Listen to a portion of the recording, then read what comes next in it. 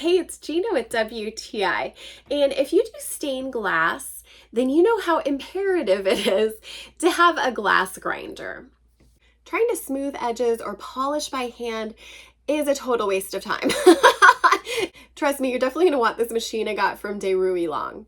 I can't believe how fast and efficient it is. So I'm a total beginner when it comes to stained glass, and I was a little intimidated by this process, but once I got into it, I could not believe how easy it was, and having this machine made all the difference in the world.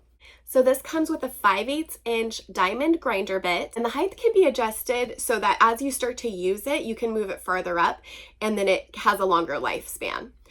So you're going to fill the base with water, and then that will actually feed up through the grinder, which means that you don't have to continually apply a sponge in order to keep the surface wet. And that keeps the glass dust to a minimum. It also comes with like a little awning that you can put over the top to cut down on the dust as well. Because I'm a beginner, I had a lot of mistakes to correct on my glass, and this handled it so well. It didn't break, and it prepared the edges perfectly for applying foil. So if you're a novice or an expert when it comes to stained glass, you definitely need and are going to love this little machine, and that's my point of view.